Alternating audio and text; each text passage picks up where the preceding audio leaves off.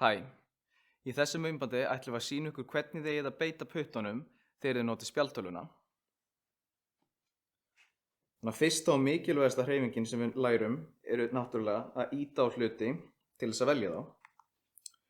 Og þegar við notum spjaldtölvuna erum við sífellt að ýta á hluti, hvort sem það er til þess að opna forrit, til þess að skrifa með lyklaborðinu, velja myndir í myndaalbúminu og svo framvegis. Og lykillinn að þessu er einmitt að nota fingurgóminn og bara örstuttar, mjög snöggar en mjúkar hreyfingar. Það þarf ekki að halda inni eða þrýsta, eða eitthvað svoleiðis. Næsta sem við þurfum að læra er að fletta.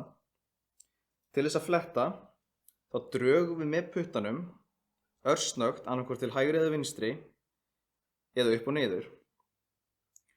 Og það að fletta er notað í mismunandi aðstæðum. Til dæmis þegar ég er á heimaskjánum, þá fletti ég til hægri eða til vinstri, til þess að fara á milli mismunandi undirsíður í heimaskjánum. En síðan líka til dæmis þegar ég er að lesa langan texta eða fara í gegnum langar valmyndir, að þá get ég flett upp og niður til þess að fara í gegnum efnið sem er á skjánum.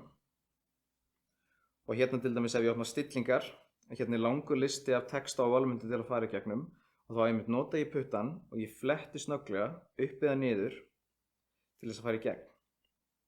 Og taki eftir þessu lóðrétta striki sem að birtist hérna hægra megin. Það sem þetta strik er að segja okkur er að hér er langur listi af efni sem við getum flett í gegnum og það sýnir okkur líka hversu langt upp eða niður við erum komin í listanum.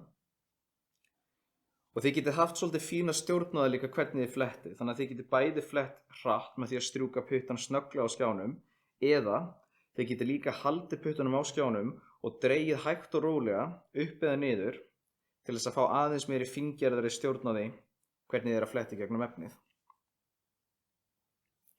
Og það næsta og í rauninni það þriðja og seinustu sem við þurfum að læra, það er hvernig á að þysja.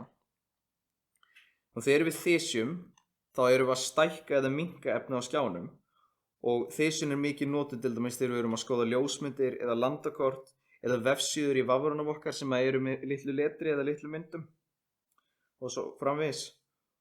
Og til þess að þysja, tökum við 2 putta og við notum þumulinn og vísifingurinn.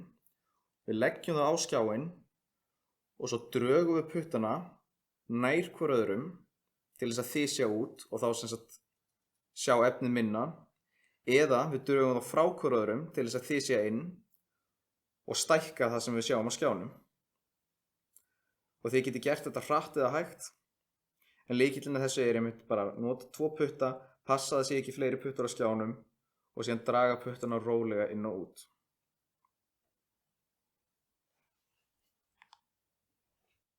Þannig að þetta eru 3 mikilvægustu brögðin sem við þurfum að beita þegar við notum spjaldtölvuna. Pota til að velja hluti, draga upp og niður eða til hliðar til þess að fletta og síðan að þysja til þess að stækka og minnka hluti á skjánum.